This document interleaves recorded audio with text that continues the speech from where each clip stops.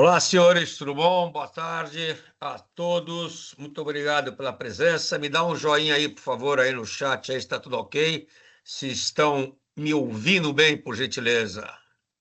É isso aí. Muito bom, senhores. Obrigado. Sim que é bom. Cheio de joinha. Tá certo? Muito bom, meus amigos. Então, nós vamos estar começando agora o nosso primeiro webinar do ano de 2025. Vamos estar falando aí sobre os riscos globais, tá certo? Quem vai estar conduzindo esta apresentação mútua serão nós quatro, o Izan Araújo, o Charles Penaforte, eu e o Chons aí, que vamos estar fazendo aí um pequeno debate. Cada um vai fazer uma pequena apresentação, eu, o Izan e o Chons. Entra o Charles para poder fazer as críticas e considerações dele, e depois a gente faz um pequeno debate entre nós para poder estar alavancando aí com vocês as opiniões. Qualquer dúvida que vocês tenham, por favor, joga no chat e a gente tenta responder dentro do nosso período de tempo, ok, senhores? Bom, para começar, eu quero ter o prazer de estar anunciando a vocês aí que a Brasiliano abriu uma divisão nova aí de geopolítica, tá certo? Então, essa divisão é feita junto com o Senegre, a Labgrime e o Instituto aí de Geopolítica e Segurança Internacional, lá dos Estados Unidos. Think Tank aí de momento as duas, tanto a Senegre como a IIGS, ok? Isso é para a gente poder estar tentando, na verdade, implementar todos os nossos serviços de gestão de riscos na geopolítica e também fazer briefings, avaliação de maturidade, estratégia geopolítica, due diligence, análise de cenários. Então, é uma divisão nova, é feita com essa associação para a gente poder estar oferecendo tanto a experiência acadêmica, experiência vivencial e a vivência também de militares de alta patente. Ok? Muito bom, senhor. Já vamos entrar aqui, então, para a gente poder estar conversando um pouco mais com calma, para a gente poder dar espaço para os outros falarem. Bom, o que tem hoje de relatório? Eu vou dar uma visão do relatório do Risk Fox, que é do Instituto Internacional dos Auditores da Europa, auditores internos da Europa. Vou falar um pouco do Global Risk Report e vou falar um pouco do relatório da Eurásia. Tá certo? Vou dar foco mais no da Eurásia, porque o Izan vai dar foco também no relatório do Global Risk Report. E o Chons vai comentar e falar sobre fontes de risco, que existe uma confusão grande em relação a isso, que é importante a gente definir direito, ok? Muito bom. O que o relatório do Risk in Fox 2025 fala, que acabou de sair? Então, ele bate muito, fala que atualmente a preocupação dos auditores mundiais, né, feita aí por pesquisa, 83% deram em relação à segurança cibernética, tá certo? Então, ele fica como um risco líder, enquanto eles entendem que a ascensão da inteligência artificial leva também a outros tipos de riscos e que isso vai remodelar o cenário como um todo. Então, isso aqui bate. Tem também a incerteza geopolítica, a incerteza econômica e a mudança climática. Então, as principais descobertas. Segurança cibernética, então isso aí está praticamente em todos os relatórios, mas esse aqui está sendo mais direcionado com um processo de segurança nas empresas, em função do público-alvo, que são auditores, a inteligência artificial e a disrupção digital, na opinião deles, são os riscos que mais crescem, devendo atingir o segundo lugar até, inclusive, 2028. Então, a tendência é começar a pular. Capital humano, em relação à diversidade e gestão de talento, é o segundo lugar no grupo, então a cibernética primeiro, o capital humano é o segundo. Quinto lugar, entra a incerteza macroeconômica e a geopolítica, tá certo? Então, quinto lugar, entre esses dois riscos, pare a pare. E a mudança climática entra em quarto lugar, está em sexto lugar hoje, vai até quarto lugar em 2028. Vejam vocês, então, que nesse caso, especificamente falando, a geopolítica e a cibernética, ela está sempre entre os top 5 a ser comentado. Então, esse é um ponto importante para a gente poder entender o processo, ok?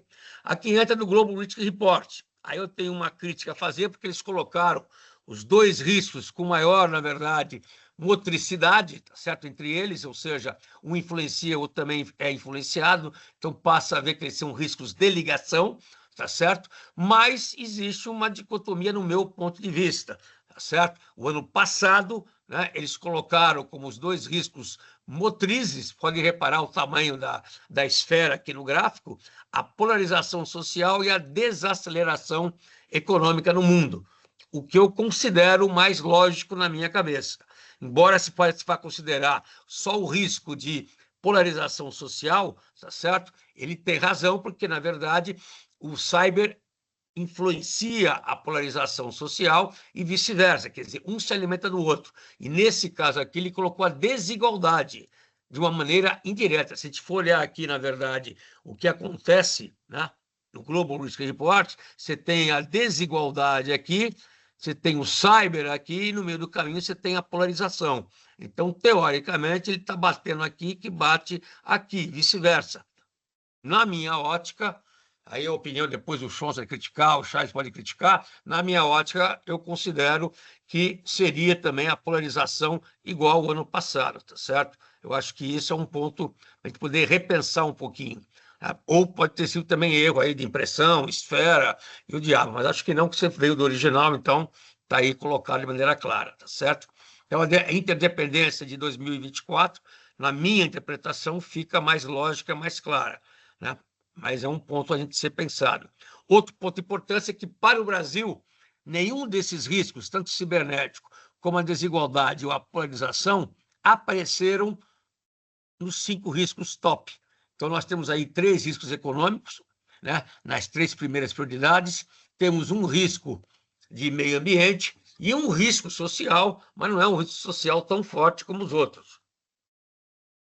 Embora essa tenha sido a opinião de quem participou do Fórum Mundial. Mas, se vocês olharem a participação, né, do Brasil nesse aspecto aqui, em relação ao mundo, em relação ao que está sendo colocado, cria-se uma dicotomia muito grande, uma separação muito grande, um gap muito grande.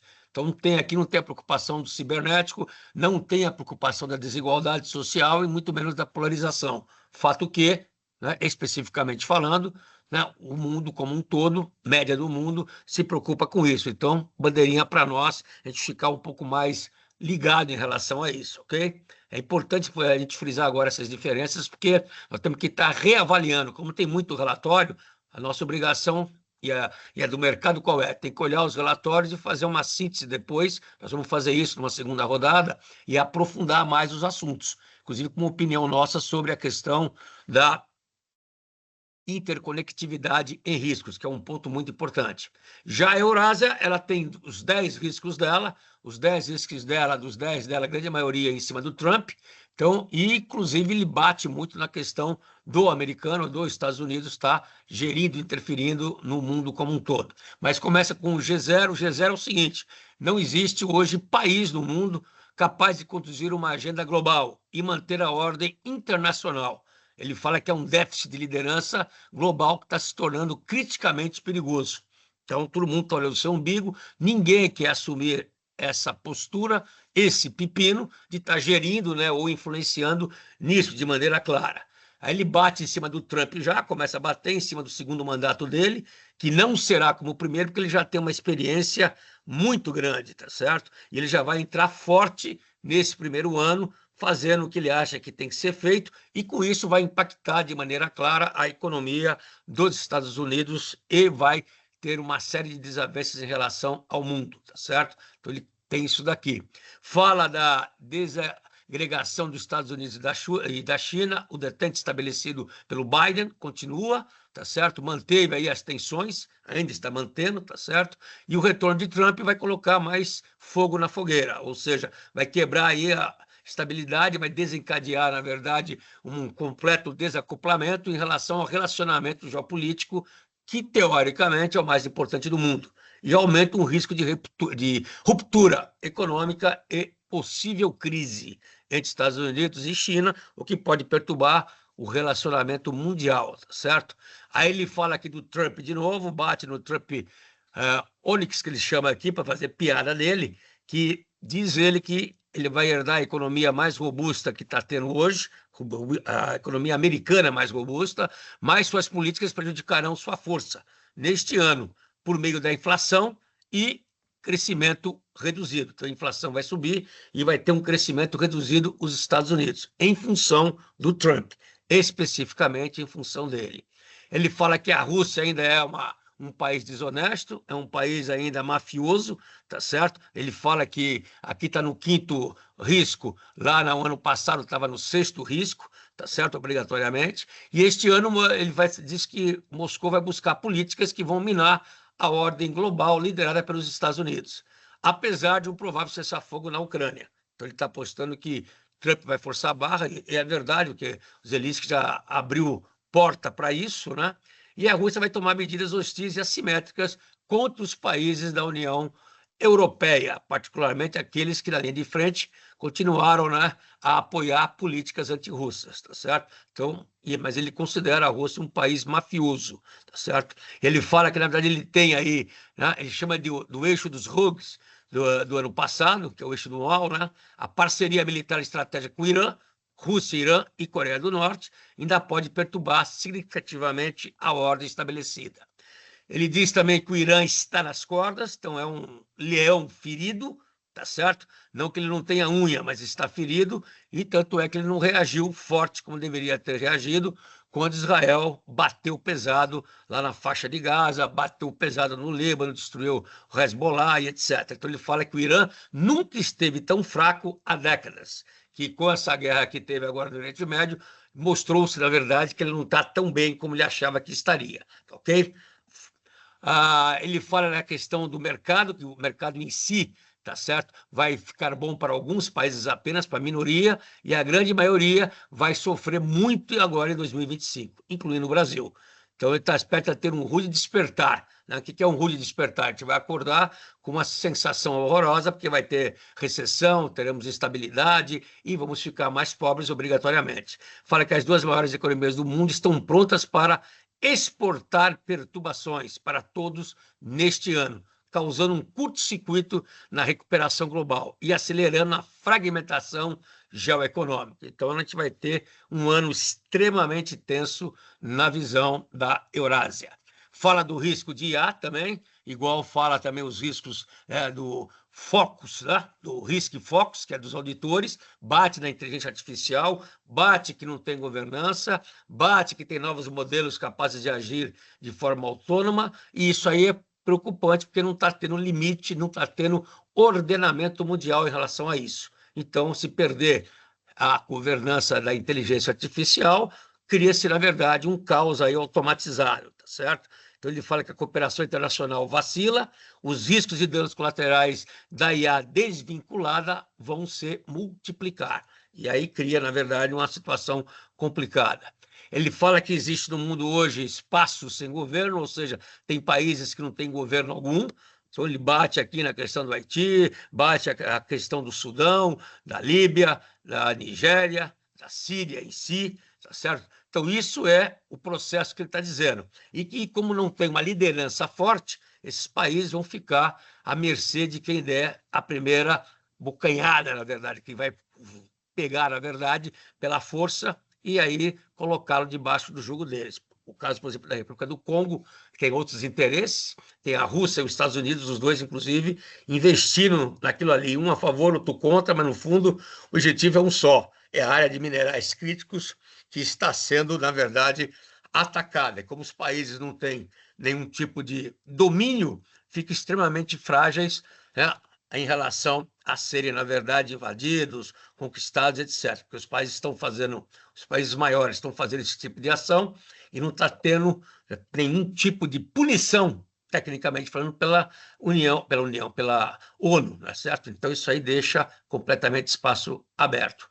Tem o impasse mexicano, então ele fala que a presidente, né, Cláudia, e o partido dela venceram as eleições do ano passado e com a vitória esmagadora. Ela tem um mandato e poucos controles sobre seu poder executivo. Então, esse é um ponto crucial para levar a pancada, tá certo? Embora já fez uma boa negociação com o Trump, tá certo? Conseguiu segurar por 30 dias aí a taxação que ele fez, mas também não entendi muito porque colocou o impasse mexicano como um risco global, tá certo? Do ponto de vista, fica muito mais restrito aqui na América Latina.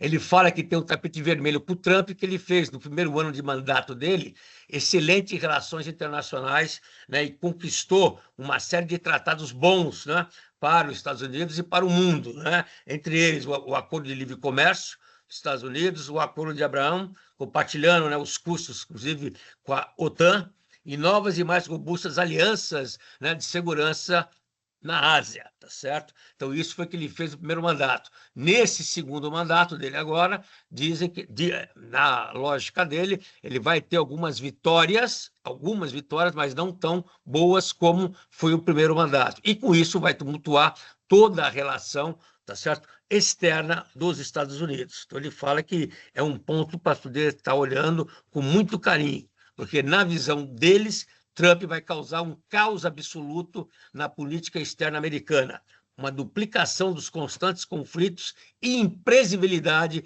de seu primeiro mandato. Vai tensionar o que já está feito, vai enfraquecer a posição da América no mundo, na visão dele, vai minar as instituições internacionais, entre elas a ONU, a OMS, então isso é ruim para nós, tá certo? Com menos chance ainda de promover a paz e aumentar aí a chance de conflito global. Na visão da Eurásia, fica bem claro isso, tá certo? A Europa quebra a questão da União Europeia, porque, na verdade, o que está em azul aí é pró-Europa hoje, tá certo? E o que está vermelho é anti-Europa. E o laranjinha é no meio termo, tá certo?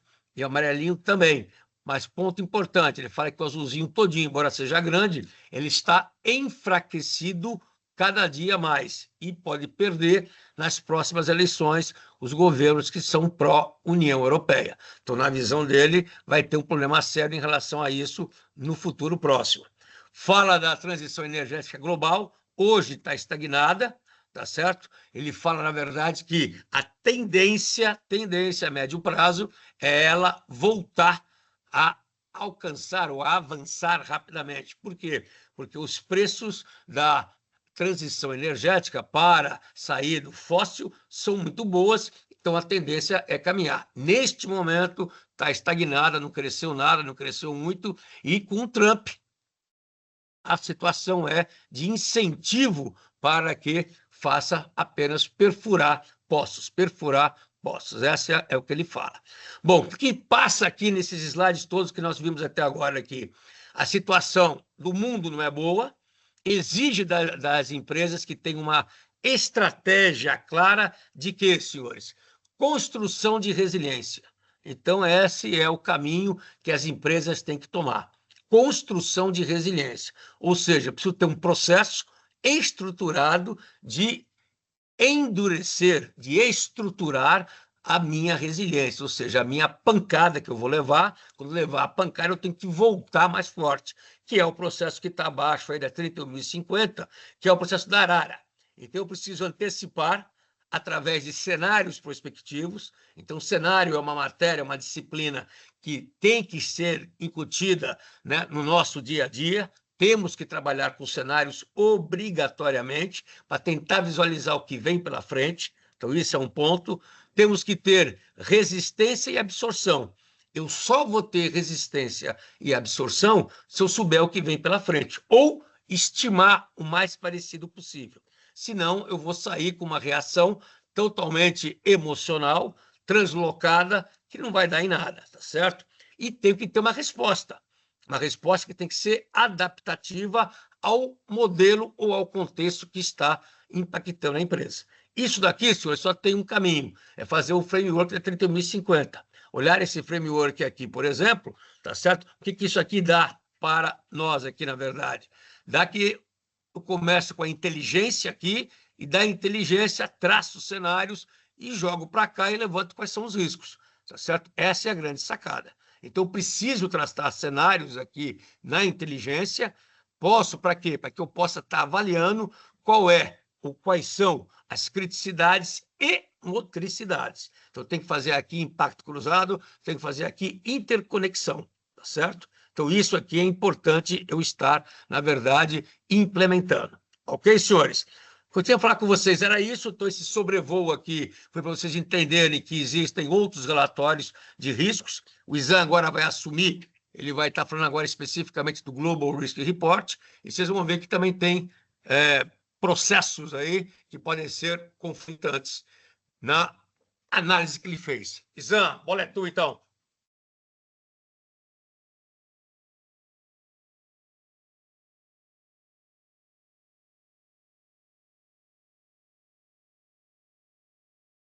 Todos podem me ouvir? Estão me ouvindo bem? Ok.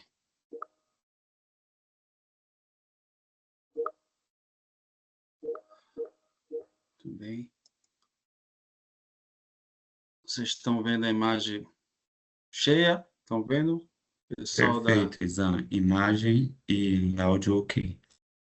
Ok.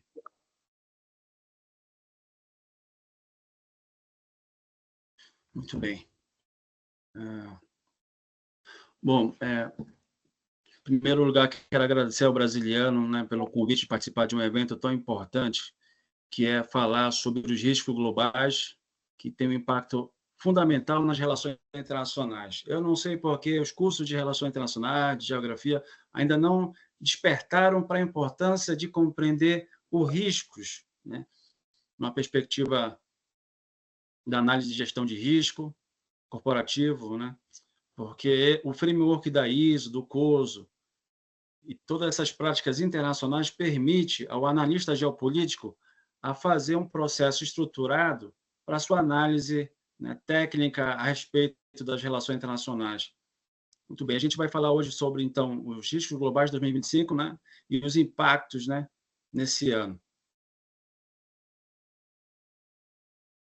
A gente vai percorrer, então, esse conteúdo aqui, falando sobre os riscos globais, o mundo em 2025, a recessão geoeconômica, o caminho para 2027 e um cenário prospectivos, né? Em seguida, a conclusão, e a gente vai abrir para pergunta no final da apresentação. Bom, em primeiro lugar, né, segundo o relatório do Global Risk Report, o mundo ele está fragmentado, né? O cenário geopolítico atual, marcado pela guerra na Ucrânia, no Oriente Médio e no Sudão, né, torna quase impossível não considerar os riscos geopolíticos como o principal risco global para 2025. Perceba que esse relatório do Global Risk Report, eles identificaram 33 riscos globais que impactam a segurança internacional e os negócios, e a segurança humana. E o top one é o risco geopolítico, né? A importância do pessoal de geopolítica e relações internacionais compreender isso. Segundo o relatório, o mundo está fragmentado em conflitos armados, né? Mais de 23% dos entrevistados nesse relatório colocam, né, que o risco global, caracterizado pelo risco geopolítico, é o principal risco para o Conselho de Administração, a alta gestão e os governos, né, se preocuparem nesse ano. O mundo também está fragmentado devido à confrontação geoeconômica entre Estados Unidos e China, né? Muita gente fala sobre a guerra comercial, mas, na verdade, é uma guerra multidimensional, porque ela tem um viés comercial, econômico, financeiro, tecnológico, geopolítico, né? Então, é uma guerra com diversas dimensões. E nós temos aí os principais pontos assim do mundo onde estão ocorrendo esses conflitos, né? Vocês podem ver, embora o mapa esteja reduzido aqui, vocês podem ver que a tonalidade de vermelho são aqueles conflitos, né, mais intensos, né? E vocês podem perceber muito rapidamente que a Eurásia continua sendo o centro da geopolítica mundial, com os principais conflitos ocorrendo ali, tanto na Europa Oriental quanto no Oriente Médio. Também alguns na África, né? Confirmando a tese de Mackinder de que a Eurásia é o centro da geopolítica mundial, especialmente, né, se a gente olhar do ponto de vista das relações internacionais, da geopolítica contemporânea. Ele, então, continua sendo muito atual, o estudo de Alford Mackinder. Aqui nós vemos uma perspectiva do relatório para 2025, né? Vocês percebem que de 33 riscos, eles elaboraram um top 10, né? E vocês percebem que cada um desses itens aí tem uma cor, né? Por exemplo, o azul é o risco econômico, né? O verde é o risco ambiental, né? Temos aí, está em segundo lugar, né? Eventos climáticos extremos. Você tem aí o laranja, o risco geopolítico em primeiro lugar, né? Conflitos armados entre estados, e a confrontação geoeconômica em terceiro lugar, com 8% dos votos. mas o conflito armado ficou com 23% dos entrevistados, por isso está em primeiro lugar. O risco societal, né? Polarização, né? Política nos países recebeu aí um voto de 6% nas pesquisas. E o risco tecnológico, aí com a desinformação ficando aí em quarto lugar. O que aconteceu com o mundo para que o risco geopolítico assumisse a vanguarda aí da preocupação dos principais CEOs e governos no mundo, né? Segundo o relatório do Global Risk Report? O que aconteceu? Porque ano passado não foi assim, né? Vejamos. O que eles entendem, então, é que houve uma recessão geopolítica, né? E eu gosto desse termo recessão, porque a gente pensa na recessão, né, naquela perspectiva economicista, de que um país que está numa recessão tem uma queda no PIB, não é isso? Desaceleração econômica e tudo mais. E é isso que aconteceu, porque, veja, esse relatório apresenta também o barômetro de cooperação global. E de todos esses itens aí que vocês podem ver de diversas cores, houve uma queda abrupta no item paz e segurança internacional, né? Nos demais, não foram tão impactados assim, mesmo depois da pandemia e dessas demais guerras, né? Vocês podem perceber, por exemplo, a questão climática continuou sendo uma pauta, não é verdade? A cooperação comercial, inovação tecnológica continua recebendo muito investimento, especialmente a área de cibersegurança, né? Inteligência artificial, essa coisa toda. Houve, sim, uma desaceleração, uma pequena queda na questão de saúde e bem-estar devido à pandemia, mas há um fosso aí muito visível que é essa queda na questão da paz e da segurança internacional. Então, isso representa o que eles chamam de recessão geopolítica, né? Ou seja, esse barômetro está medindo, né, o nível de cooperação global. A gente percebe, então, que no contexto geopolítico está havendo um aumento das tensões geopolíticas. E isso é muito bem visível depois da guerra na Ucrânia, no Oriente Médio, no Sudão, né, e também algumas tensões geopolíticas no Mar do Sul da China. Isso explica por que o barômetro está indicando essa tendência para os próximos anos. Não é por acaso, então, que o secretário-geral da ONU, Antônio Guterres, disse o seguinte a respeito desse cenário de recessão geopolítica. Ele falou que nós estamos vivendo um período de purgatório de polarização. E eu concordo com ele, né? Porque não é só a sociedade que está polarizada, né? Por exemplo, o Brasil tem alguns antipetistas e outros petistas, né? Nos Estados Unidos tem os adeptos do republicano e outros do democrata. Mas agora nós estamos vendo uma polarização geopolítica, né? Isso vocês podem ver que está levando a colocar em xeque até mesmo o Conselho de Segurança da ONU, porque as grandes potências já não cooperam entre si, e por isso o Conselho de Segurança ele não consegue dar encaminhamento a essas resoluções para mitigar ou antecipar os riscos globais. Por isso, o Brasil ele pode vislumbrar nesse cenário de recessão geopolítica uma oportunidade para conseguir embalá-lo pelo G4, Alemanha, África do Sul, Japão e a Índia, né? Agora, na verdade, é os G5, né? Esses 5 países podem obter, então, uma maior possibilidade de conseguir um assento permanente no Conselho de Segurança na ONU e tentar mudar esse quadro, né? Para que o mundo possa ter um maior índice de cooperação global. Aqui nós vamos caminhando, então, para o 2027. Qual é a perspectiva do Global Risk Report para 2027? Vocês percebem que a desinformação, nos próximos 2 anos, ela está sendo vislumbrada como o principal foco de atenção, né, dos riscos globais. Isso não é por acaso, porque haverá muitas eleições aí importantes no mundo ocorrendo, né, e a desinformação será muito usada, né, nesse contexto. A questão de eventos climáticos extremos também continuarão em segundo lugar, e os riscos geopolíticos ali em terceiro, conflitos armados. Percebe também que tem a confrontação geoeconômica, que estava em terceiro lugar em 2025, mas nesse estudo dos próximos 2 anos caiu para nono lugar. O que aconteceu, não é verdade? É interessante notar, porque se você compara esses índices com esse mapa de interconectividade, você pode perceber que, embora a confrontação geoeconômica esteja em nono lugar nessa lista de riscos globais para 2027, ela é um risco de ligação, né? E o que é um risco de ligação? O risco de ligação é aquele risco que influencia e recebe a influência de outro risco, né? Então, percebe, nesse contexto, a empresa pode se perguntar, né? Bom, o risco geoeconômico não é tão importante assim, porque esse risco está em nono lugar, né? Vou me preocupar mais com o risco de desinformação e eventos climáticos.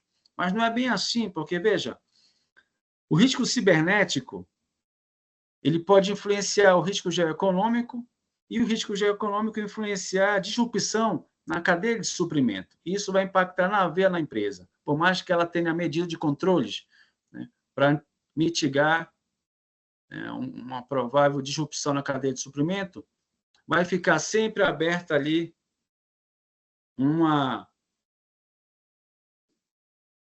elo, né, que a gente chama, vai ficar sempre aberta ali um meio, né, para que esse risco ele seja materializado por meio de um risco influente.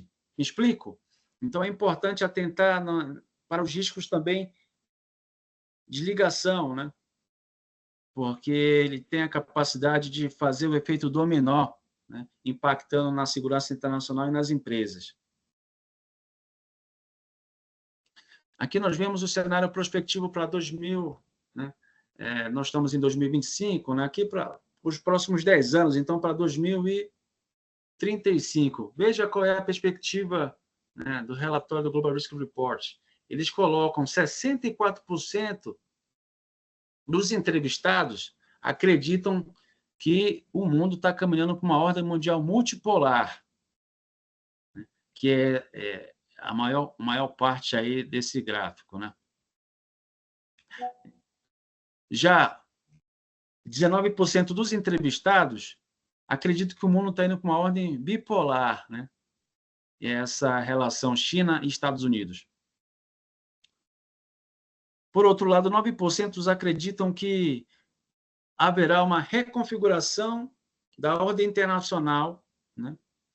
E vai surgir, então, uma nova superpotência.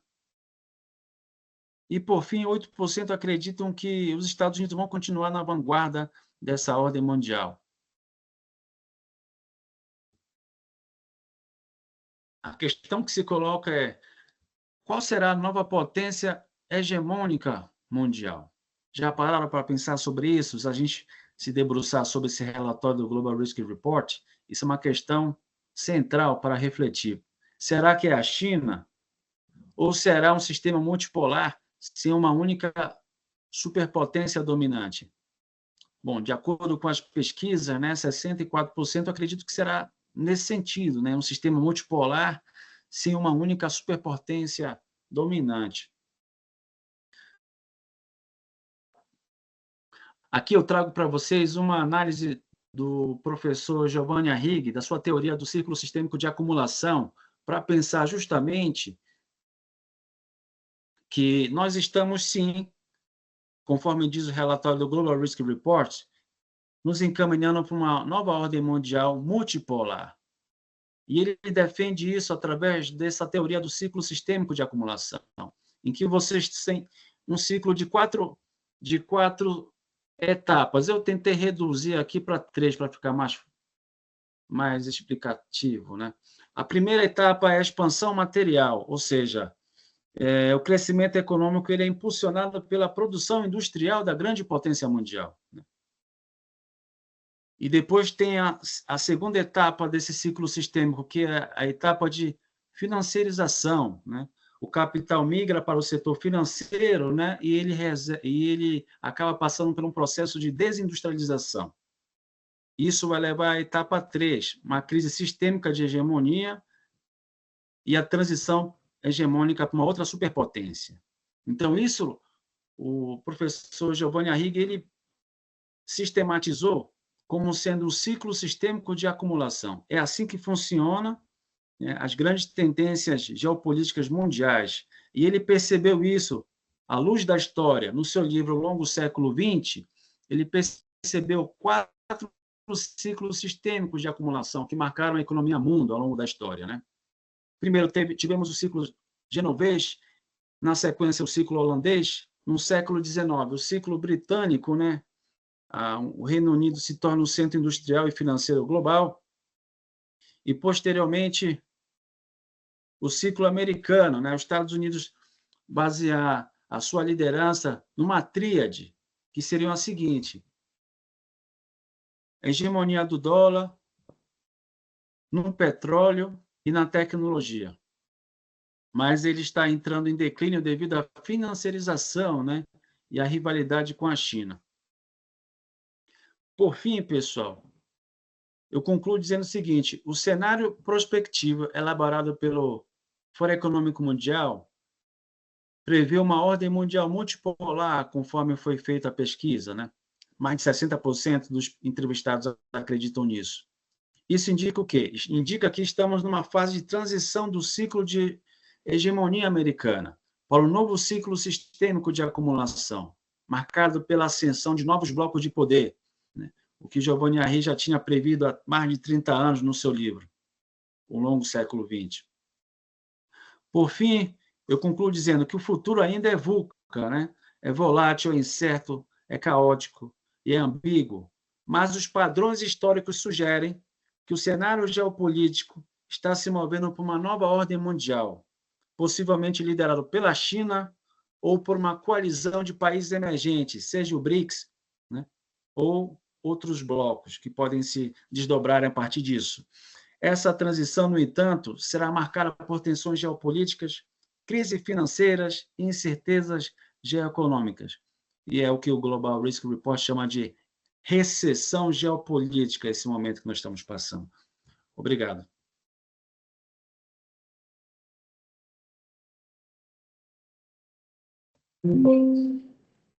Charles, pode assumir aí, Charles. Boa tarde. Vou compartilhar minha tela um pouquinho só.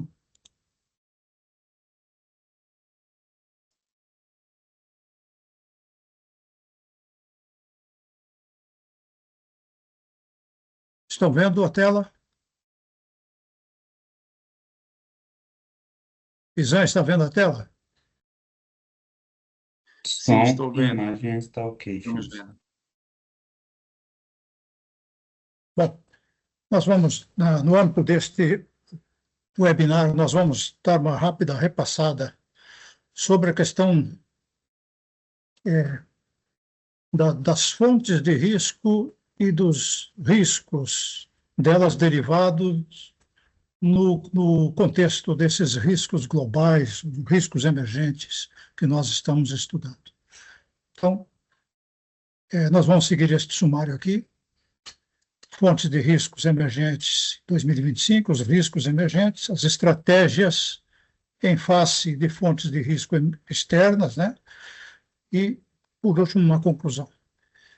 Então, nós vamos iniciar batendo rapidamente aqui, só para recordar todo mundo, ficar todo mundo na mesma página, a questão da diferenciação do risco para a fonte de risco. Há muita confusão em torno desses dois termos. Muita gente trata a fonte de risco como se risco fosse e vice-versa. É interessante nós distinguirmos uma coisa da outra, porque o tratamento, a nossa ação em relação ao risco deve ser primordialmente direcionada em relação à fonte de risco, ao local, à origem do risco, e não ao risco em si. Então, vamos dar uma passada bem rápida nesses conceitos. Então, o que é o risco? O risco é o efeito da incerteza sobre os objetivos da organização. Então, efeito da incerteza. E o risco se materializa a partir de uma fonte de risco. Nós temos a fonte de risco, está lá, não é o risco ainda. Aí acontece um evento desencadeador que transforma aquela situação no risco materializado. Tá bem? Por exemplo, buraco na rua. A Companhia de Água e Esgotos está fazendo uma obra aqui na minha rua. Abriu uma cratera ali para trocar os encanamentos. Esqueceu aquela cratera aberta, não cercou, não colocou sinalização. Aquilo ali é um risco? Não. Aquilo ali é uma fonte de risco. Vai se tornar um risco no momento em que houver um transeunte, um carro passando, e aí sim se materializa o risco com o acidente nessa cratera, nesse buraco. E o que a Companhia de Água e Esgotos faz normalmente? Coloca controles para que aquela fonte de risco não venha a dar margem a um risco. Então, coloca um controle, coloca uma cerca impedindo o acesso, coloca a sinalização, placas de desvio do trânsito e assim por diante, tá bem? Então, é o caso do buraco na rua. O phishing. Phishing é o risco? O risco de phishing. Não, o phishing é uma fonte de risco. Eu recebo a mensagem no meu celular, no meu e-mail, a mensagem está lá. Não acontece nada se eu não clicar naquela mensagem, naquele ícone ali do phishing. Então, eu tenho que combater a fonte do risco do ataque cibernético. O ataque cibernético tem uma das suas principais fontes de risco no phishing. Aí eu peço que o meu sistema receba mensagens de phishing e educo os operadores dos computadores para que não cliquem, para que não abram essas mensagens que contêm esses vírus e assim por diante para bisbilhotar o meu computador, o meu sistema. O tratamento dos riscos deve, de preferência, então, como eu já disse, atuar sobre as fontes de risco, estabelecendo os controles, tá certo?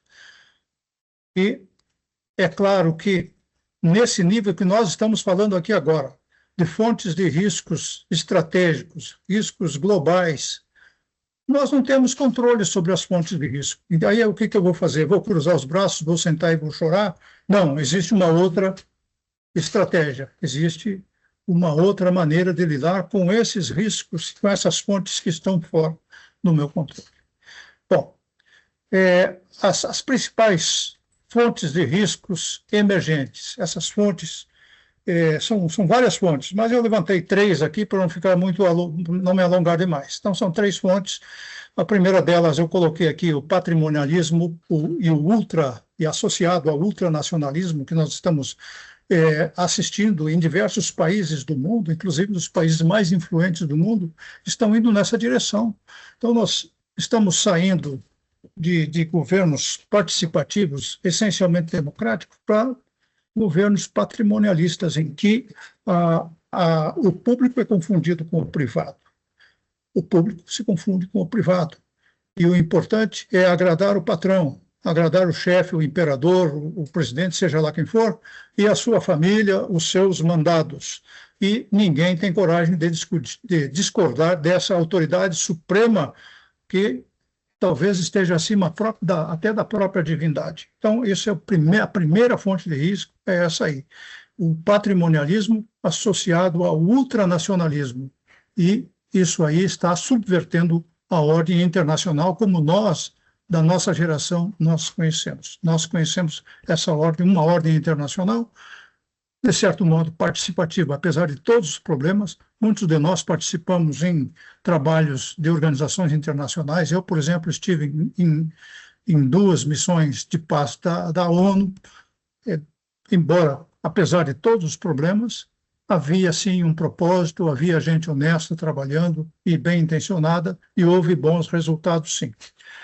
Bom, então essa é a primeira. A segunda que eu coloquei aqui, as mudanças climáticas.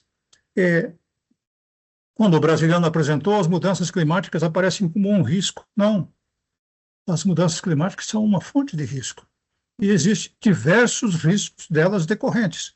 Podem ser riscos negativos, por exemplo, essas trombas d'água que têm assolado o nosso país aqui, particularmente o estado e cidade de São Paulo.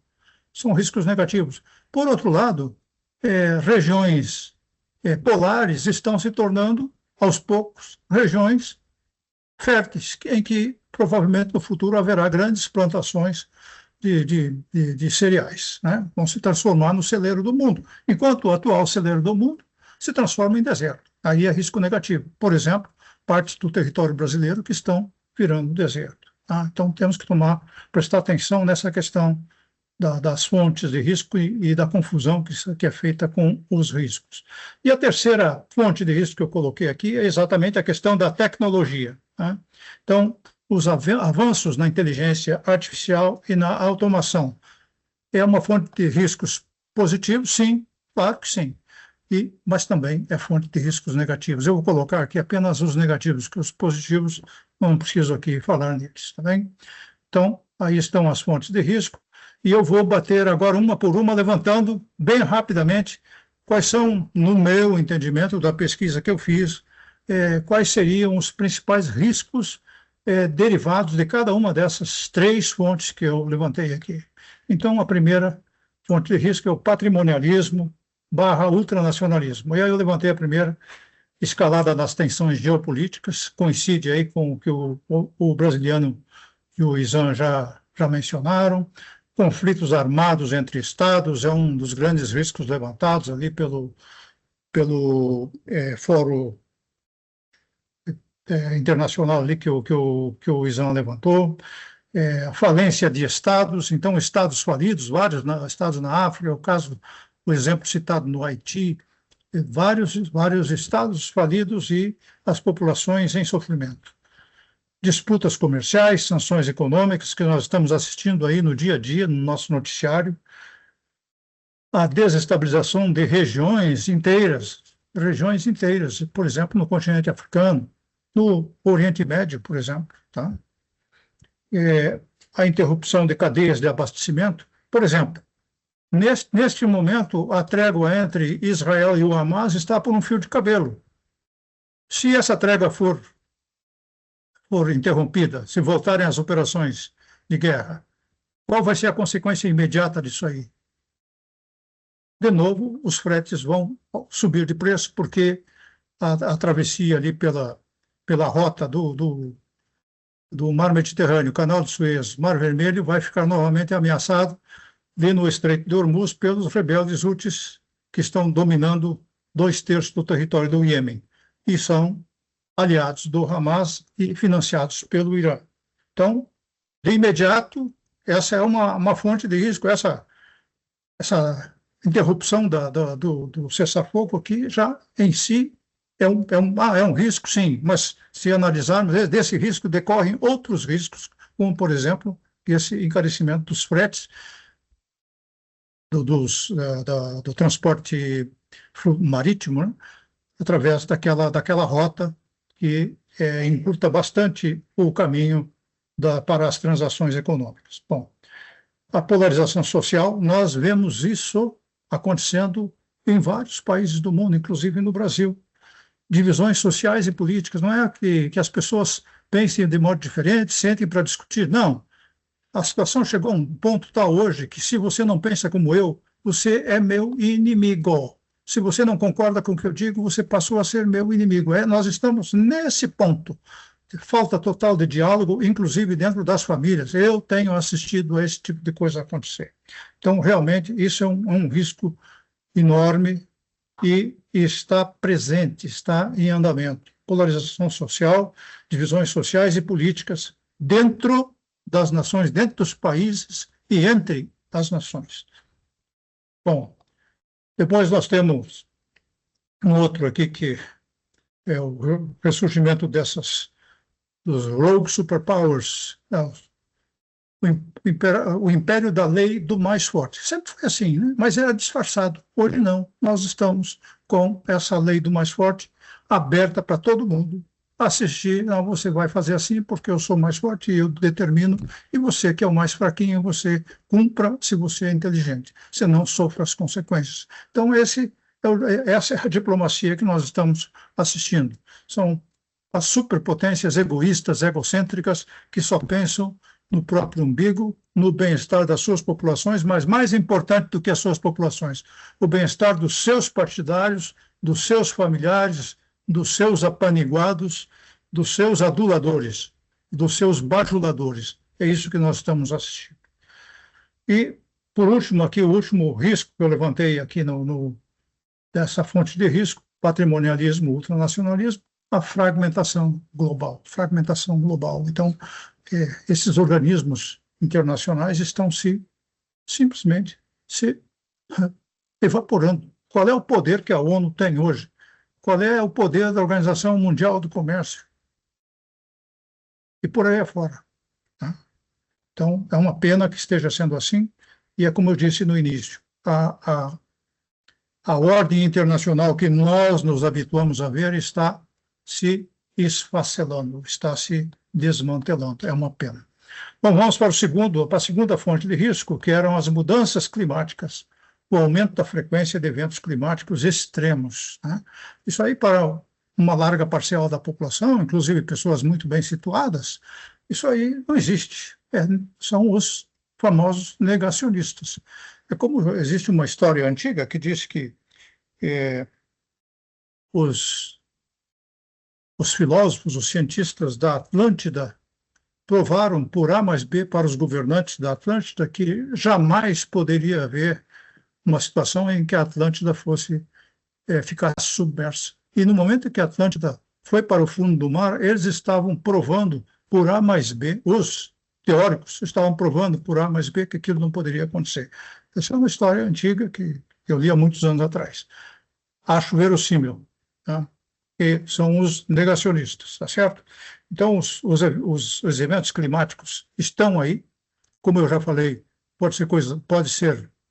podem trazer riscos positivos, mas na grande maioria trazem riscos negativos, porque são associados a outras fontes de risco. Vamos lá, por exemplo, ontem eu vi no noticiário ali, em Guarulhos, uma concessionária lá, uma empresa de automóveis, que simplesmente teve o pátio de estacionamento inundado e vários carros totalmente danificados pela inundação.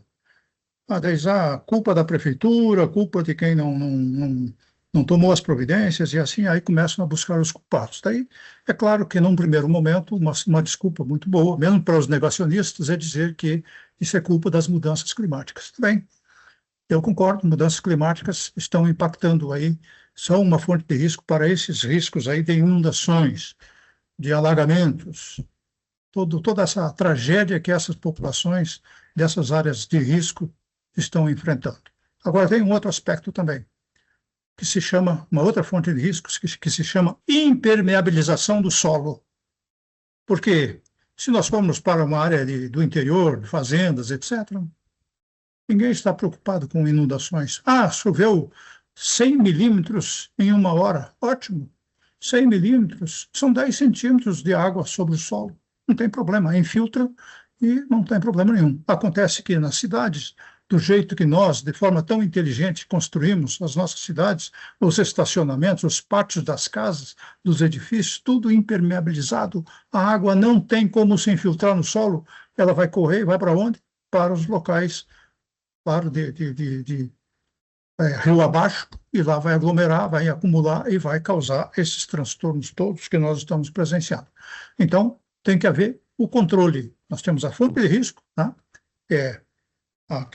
Duas fontes de risco que eu citei aí, pode haver outras mais. São as mudanças climáticas, trazendo essas inundações todas aí que nós estamos assistindo, e também essa questão de impermeabilização do solo.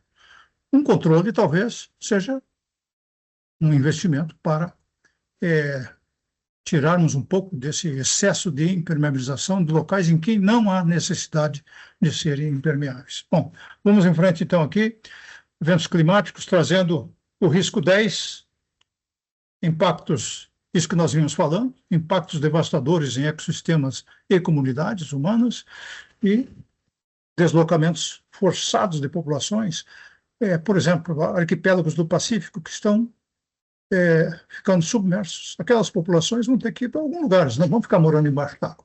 Então, ou países que estão se transformando em desertos, êxodo rural por falta de terras agricultáveis. Isso aí são deslocamentos de população, é um risco muito presente, muito atual. E a fome é endêmica. Fome endêmica. No momento em que as áreas agricultáveis secarem e que não houver mais condições de se plantar milho, soja, feijão, arroz, simplesmente o que vai restar é fome, encarecimento do custo dos alimentos e as pessoas não vão ter como se alimentar. Fome é endêmica. E a perda de biodiversidade. Talvez o grande mal aqui seja esse. Estamos assistindo à perda da biodiversidade, extinção de espécies, degradação dos ecossistemas. Essa é uma realidade que todos nós presenciamos. Vamos então à última fonte de risco, que é a tecnologia, os avanços em inteligência artificial e automação. Existe uma série de riscos decorrentes, mas eu vou ser bem resumido. Tá? Primeiro, o desemprego pela redução do número de postos de trabalho. Isso eu não preciso falar. Tá? Quantos empregos já foram embora, foram extintos pelo aparecimento de soluções tecnológicas para aqueles postos de trabalho. A ciberespionagem, os ataques cibernéticos, todos estamos assistindo isso no dia a dia. Quem é que não foi vítima ainda de um ataque cibernético, um ataque aí através de uma fonte de risco de phishing? Quem não recebeu phishing, levanta o braço. E a desinformação, isso que nós vemos, todo dia eu recebo mensagens de desinformação. Eu vou checar, coloco ali no Google e é fake news, fake news, fake news. Informações incorretas. Nós todos somos vítimas disso. Então, há uma obrigação clara de nós checarmos toda a informação que chega até nós, mesmo que seja daquele amigo de confiança, mas ele também passa mensagens fake news, desinformação, informações incorretas. Então, é preciso tomar muito cuidado e abrir o olho com isso aí. Esse é o controle que nós temos que colocar, nós, de forma pessoal, e nossas famílias, com relação a esse risco aí da desinformação. Muito bem. Agora nós vamos aqui bater rapidamente algumas ideias aqui sobre estratégias que podem ser empregadas para fazer face a esses riscos e a essas fontes de risco que estão fora do nosso controle. Eu não tenho como controlar quem está mandando o phishing. Eu não tenho como controlar as mudanças climáticas. Então, os gerentes, os administradores das empresas têm que ter estratégias para lidar com essas fontes de risco e com esses riscos. Então, nós vamos rapidamente ver algumas possíveis estratégias aqui a serem empregadas pelas empresas. As empresas têm que ter, sim, uma estrutura de inteligência para fazer esse trabalho. Se não fizer isso, realmente, aí sim o risco é muito grande. Bom, a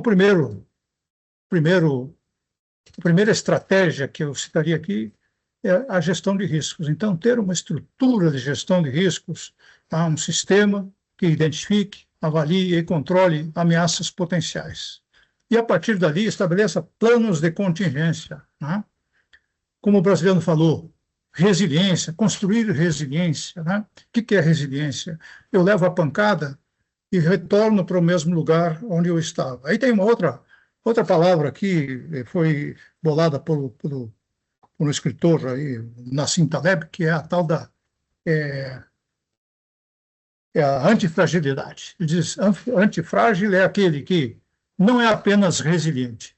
Ele leva a pancada, volta para o lugar de onde ele estava antes e aprendeu com aquela pancada que ele levou, com os problemas que ele enfrentou, e voltou para o mesmo lugar mais forte, mais preparado. Então, na gestão de risco, nós, além de resilientes, temos que ser antifrágeis. Tá?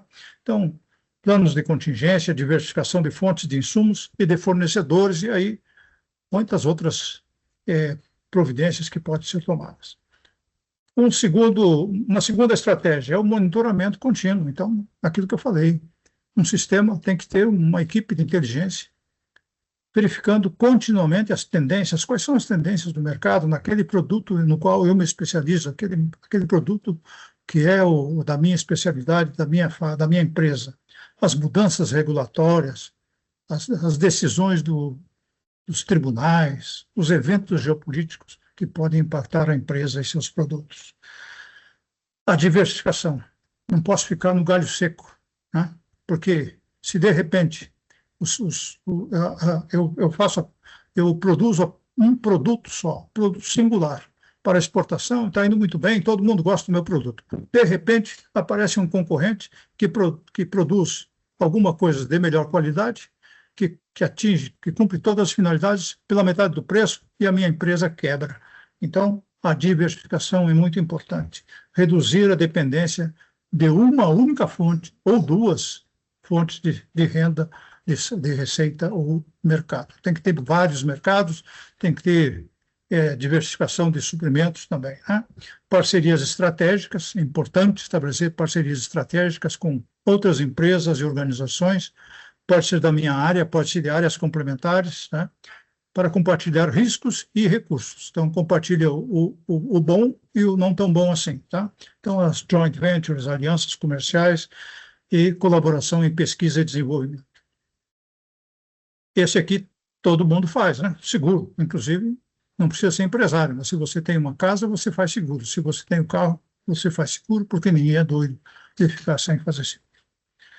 E, por último aqui, não quer dizer que não haja outras estratégias, pode haver, deve haver outras mais, e tão ou mais importantes que essa, mas eu coloquei aqui a inovação e a adaptação. Então, buscar sempre ser competitivo, ter resiliência diante das mudanças, tá? Antifrágil, e adotar novas tecnologias, processos e modelos de negócio. E, com isso, eu encerro a minha participação, agradecendo aí a atenção de todos. Muito obrigado. Ok, Charles, obrigado. O Charles já foi, né? Ele estava com compromisso, certo? Marcos?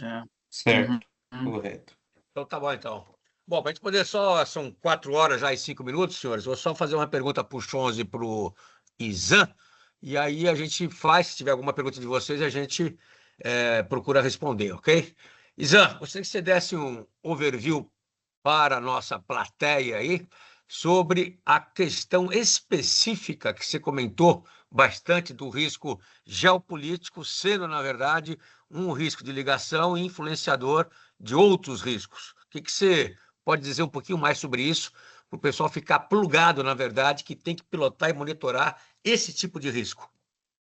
Excelente pergunta, né? Porque, veja,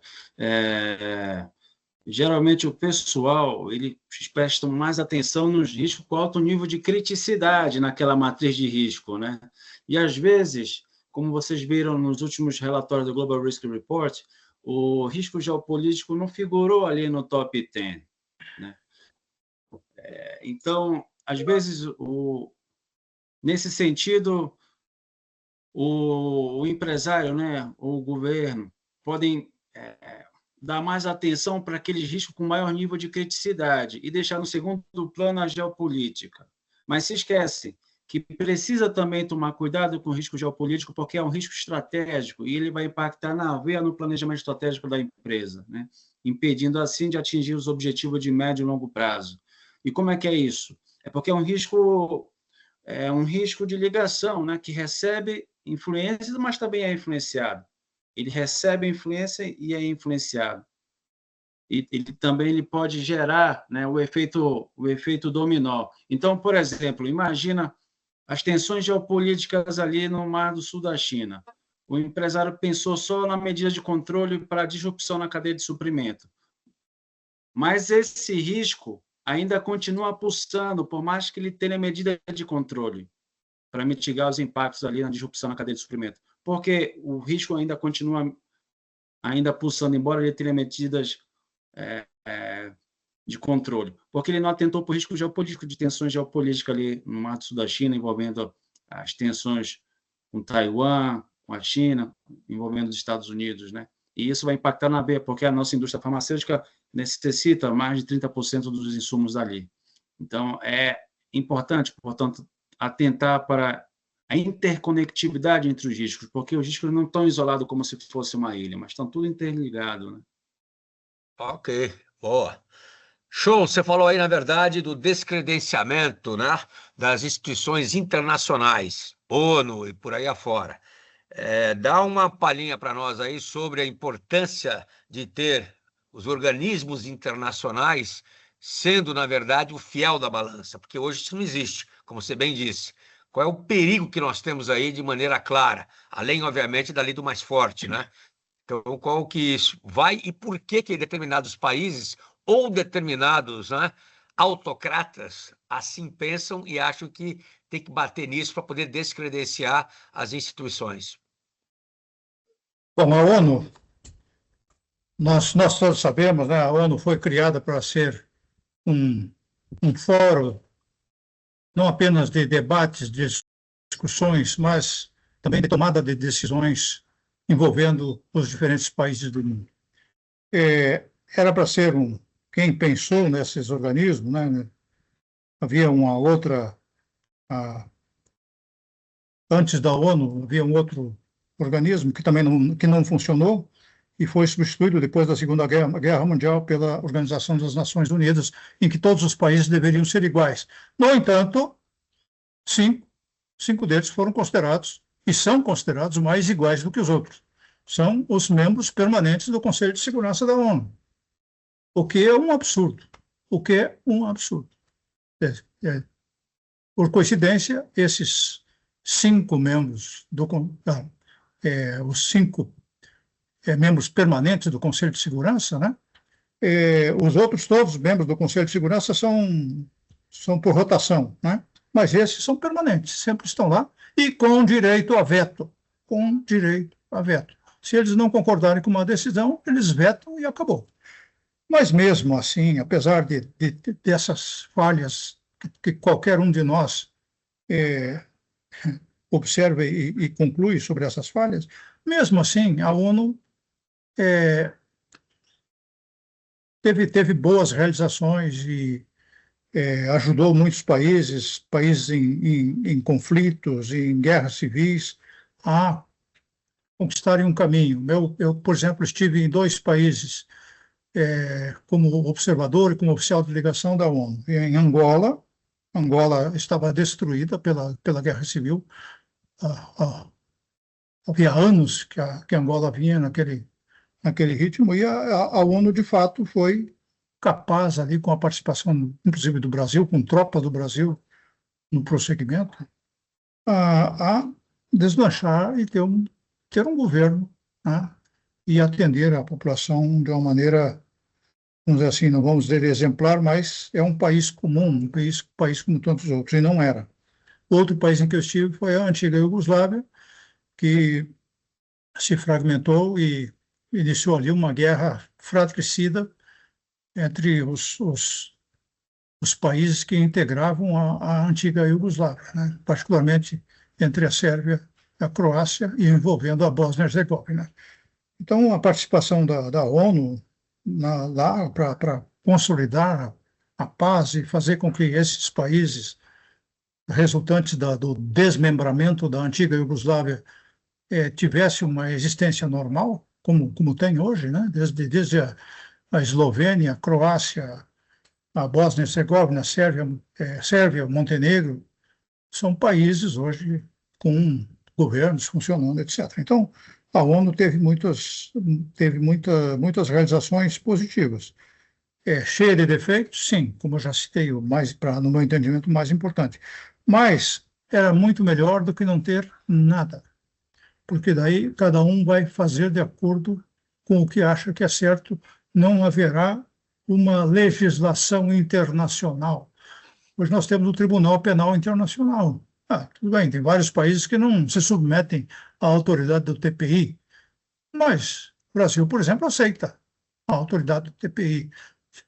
Se um brasileiro for condenado pelo Tribunal Penal Internacional por terrorismo, chacina, etc., o Brasil vai cooperar com a aplicação da pena pelo TPI. Bom, então,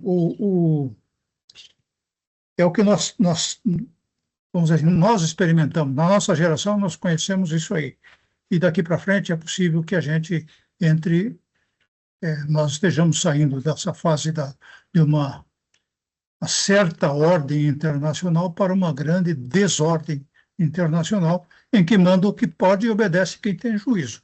Tá? Então, essa é a perspectiva. Eu espero, sinceramente, que esses riscos não se concretizem, mas tudo leva a crer que vai nesta direção. Desculpe, mas eu não tenho como ser otimista.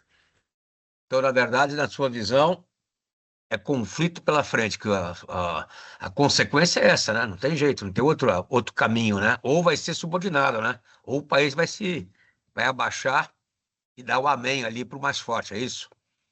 É por aí, É por aí. é por aí. Isso aí nós já assistimos a isso aí em muitos momentos, né? Por exemplo, a atuação dos Estados Unidos em diversos países do Oriente Médio foi unilateral, Sim, unilateral. É, e com o resultado que teve, né? Com o resultado que teve, né? Por exemplo, apanhou, né? Apanhou, né? tá? Então, nós vamos numa direção muito semelhante a essa aí, só que de uma maneira generalizada. Não serão casos pontuais, mas será, vamos dizer assim, muito mais generalizado, e outros países, com força suficiente para isso, poderão embarcar nesse exemplo fabuloso que foi criado aí pelos nossos amigos do Norte. Tá certo? Muito bom. Gosto que você fala aí de maneira light, né? É ou não é, Zé? Amigos do Norte. Tá certo, doutor Chons. Chons é uma figura, em bom sentido. Bom, senhores, acho que não tem pergunta, não é? Ah, não, tem uma aqui do Nascimento. Estou estudando diversos relatórios, fatores e risco de doenças crônicas. Vemos uma escalada. Espera aí, doutor. Espera aí que você perguntou demais aqui, velho. Tem uma dúvida, vou tentar contextualizar. Considerando o risco como uma incerteza calculada, a aposta como uma decisão emocional, cenário global, polarização. Pergunto, não estaríamos substituindo o risco pela aposta a níveis locais, regionais e global? Se sim, existe algum estudo disponível sobre impactos previstos sobre a mudança da postura a curto e médio prazo? Não, não existe. Se for sim, não existe, não. Não tem ainda nenhum tipo de estudo nesse sentido. Tem cenários que é diferente, e nesses cenários a gente coloca hipóteses, né? Mas não tem um estudo ainda como você quer. Pelo que eu entendi aqui, Ulisses. Depois podemos falar um pouquinho mais, mas não tem isso aqui, não. Tá certo? Ok? Essa pergunta foi do Glauber. A do Ulisses é antes dela. É de cima, né? É verdade, é Isso. do Glauber. Boa. Então, do Glauber, desculpe. Ulisses, você perguntou, vemos uma escalada de empresas na preocupação com relação à saúde mental de dirigentes e colaboradores. Esse aspecto foi tratado em diversos relatórios de risco. Está falando aí do efeito burnout, é isso, Ulisses? É isso que está falando?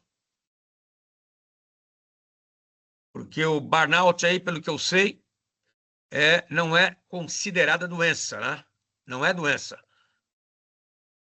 Pela OMS, inclusive, ela é consequência de vários fatores que você tem. Então, um burnout você tem que estudar porque a pessoa teve. Pode ser problema pessoal que juntou um pequeno problema na empresa, isso aí deu um gatilho para ele poder ficar mais deprimido, por aí afora. Entendeu? Pelo que eu sei, mas os relatórios não citam, eles falam, no último relatório que foi feito da Global Risk Report, tem um apêndice só de doença de depressão. Se você pegar lá de 2024 ou 2023, foi de 2023 que saiu, ele fala sobre a questão da pressão que o pessoal estava sofrendo, resultado todo da pandemia e etc. Que eles chamavam de doença, não é doença mental, tinha um termo lá específico. Nesses dois últimos não saiu mais nada, não. Tá? Só para você saber. Tudo bem? Nova mensagem. Posso falar um pouquinho, Pode, presidente? claro. Eu tomo aqui posso estar fazendo uma interpretação, vamos dizer assim, pouco, um pouco forçada aqui da pergunta do Ulisses. mas eu acho que realmente é um risco muito sério e que nós não tratamos aqui, do qual nós não tratamos aqui, que há a possibilidade de algum desses dirigentes aí estar com algum problema sério, problema mental sério. E eu não vi ninguém falar sobre isso ainda, e eu acho que... Autocrata, é Exato. verdade.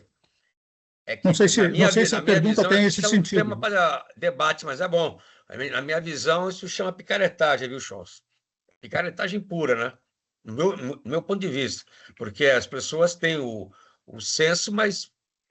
Banca, saiu um livro aí do colombiano, lá que eu esqueci o nome agora, sobre a vingança da democracia, que é o Autocrata 3P, que ele fala bastante, bate bastante nisso, mas é pura estratégia montada de uma maneira maldosa para poder ferir a democracia e, com isso, se conquista. O pessoal entra democraticamente, se torna autocrata, né, no caminhar daí do seu mandato, entendeu?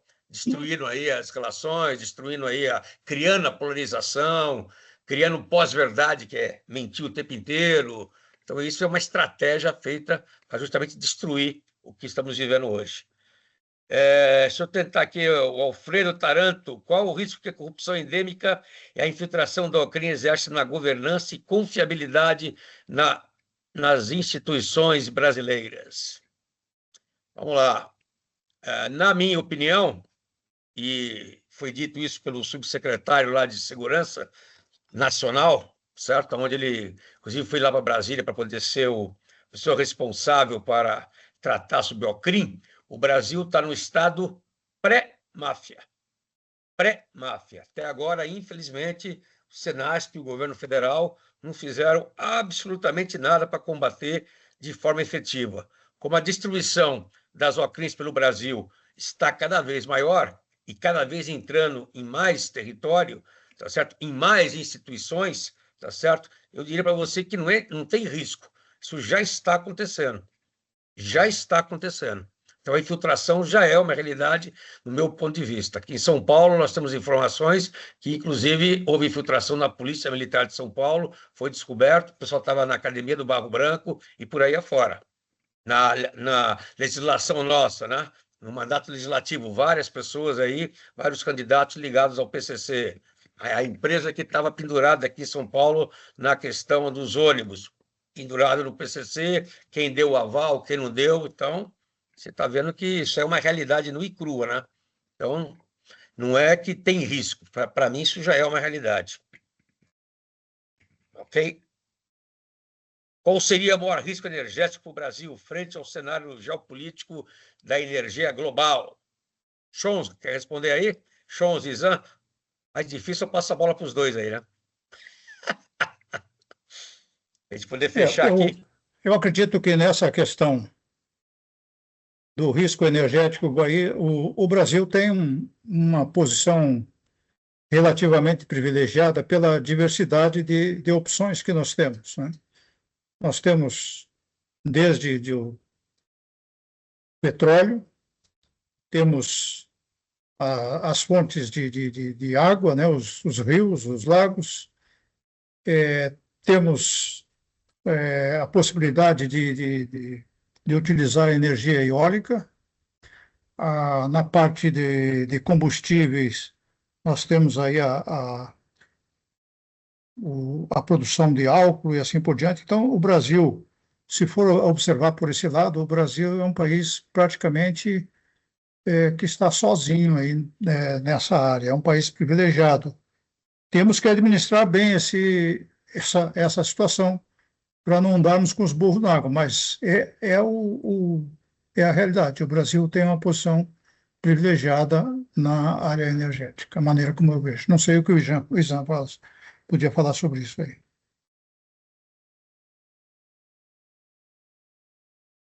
Tá mudo, Zan, tá mudo. Tá mudo. Opa, ok. Não, concordo com o Chons, né? O Brasil, a maioria da nossa matriz energética é limpa, um grande percentual, né? E a gente se tornou um play global aí nessa questão de transição energética, né? Eu acho que, na verdade, eu vejo o risco mas com uma oportunidade, se a gente pensar o risco não só como ameaça, como foi a pergunta do colega, né? Mas com uma oportunidade, porque esse ano o Brasil vai sediar a COP30, né, em Belém, né, e tem a ameaça de algumas potências não aceitarem, né, saírem do Acordo de Paris, mas o Brasil ele pode, sim, junto com o BRICS, né, também o apoio da União Europeia, fazer um bloco geopolítico que possa dar encaminhamento para essa questão de transição energética, né? Porque é aí que o Brasil vai conseguir um lugar ao sol na política mundial, né? Como um global player nessa questão, né? Então, eu vejo que o Brasil tem um papel muito importante nisso, e é importante a gente atentar para a questão da bioeconomia como uma estratégia de desenvolvimento sustentável da Amazônia também, né? Que muito se fala sobre a geopolítica da Amazônia, mas ela passa pela bioeconomia, né? Então, eu acho que essa é a grande oportunidade do Brasil, né? De assegurar sua projeção internacional a partir da Amazônia e da Amazônia para o mundo. Ok. Bom, senhores, agradeço aí ao Izan, ao Chons aí pela colaboração, como sempre, tá certo? Aos senhores aí como ouvintes, tá certo?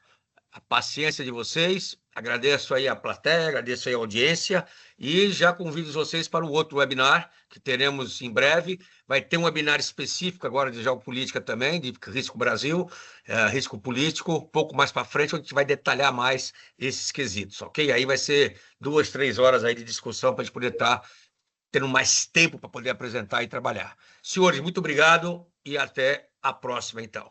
Forte abraço a todos. Muito obrigado. Obrigado.